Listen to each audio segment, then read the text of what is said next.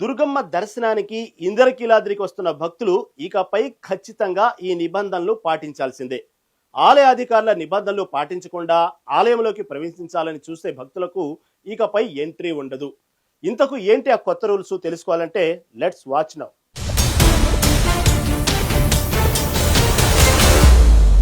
ఇంద్రకీలాద్రి తెలుగు రాష్ట్రాల్లో ఒక ముఖ్యమైన పుణ్యక్షేత్రం. ఈ మధ్య కాలంలో చాలా మంది ఆలయానికి వచ్చేటప్పుడు ఆలయంలో ఉన్నప్పుడు ఎలా ఉండాలి, ఎలా రావాలనేది పూర్తిగా మరిచి ఇష్టానుసారంగా ప్రవర్తిస్తున్నారు. కొంతమంది అయితే పూర్తిగా అభ్యంతరకర దుస్తుల్లో స్లీవ్లెస్లు, మినీ స్కర్ట్స్, షార్ట్స్ లో ఏదో సరదాగా పార్కుకు వచ్చినట్లు ఆలయానికి వస్తున్నారు. అంతేకాకుండా ఆలయ ప్రాంగణంలోకి మొబైల్ ఫోన్స్ తీసుకుని వచ్చి పిచ్చి పిచ్చి చేష్టలు చేస్తుంటారు. తెలిసి తెలియక అక్కడ సెల్ఫీలు దిగడం, అమ్మవారి ఫోటోలు తీసి సోషల్ మీడియాలో పెట్టడం లాంటివి చేస్తున్నారు.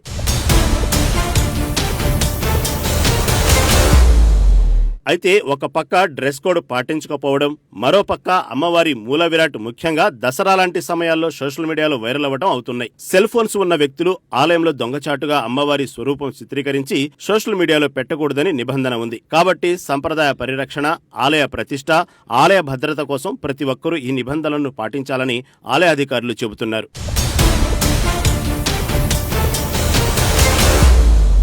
అయితే ఇక్కడ ఖచ్చితంగా ఇదే డ్రెస్ కోడ్ పాటించాలని ఏమీ లేదు. కానీ అభ్యంతరకరమైన దుస్తులు ధరించి రావద్దని, సాంప్రదాయమైన దుస్తులు ధరించాలని అధికారులు చెబుతున్నారు. ఇది ఆలయ ప్రతిష్టకు సంబంధించినది కాబట్టి వివిఐపీలు, విఐపీలు సహా ఆలయానికి వచ్చే ప్రతి ఒక్కరికి ఈ రూల్ వర్తిస్తుందన్నారు. ఆలయంలో పనిచేసే సిబ్బందికి సైతం అంతరాలయంలోకి ఫోన్లు తీసుకురాకూడదని తెలిపారు. దసరా నవరాత్రి ఉత్సవాలు సమీపిస్తున్న నేపథ్యంలో ఖచ్చితంగా దీన్ని అమలు చేసేలా ఇన్స్ట్రక్షన్స్ ఇచ్చారు. దానికి సంబంధించిన సైన్ బోర్డు సైతం ఇంద్రకీలాద్రిపై అన్ని వైపులా ఏర్పాటు చేశారు.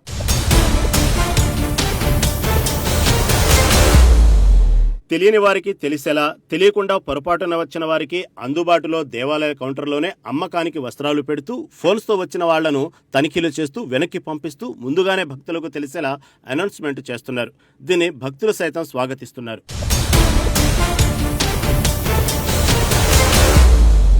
తిరుమల తిరుపతి తరహాలో ఇంద్రకీలాద్రిలో సైతం కీలకమైన మార్పులు జరగాలని, ప్రతి ఒక్కరూ ఈ నిబంధనలు పాటిస్తే ఇంద్రకీలాద్రికి మరింత ప్రాముఖ్యత పెరుగుతుందని భావిస్తున్నారు. తిరుమల తరహాలో ఇంద్రకీలాద్రిని అభివృద్ధి చేయాలంటే ముందు గ్రౌండ్ స్థాయి నుంచి మార్పులు తప్పనిసరి అంటున్నారు. దానికోసం ఇలాంటి కఠిన ఆంక్షలు తప్పవని చెబుతున్నారు.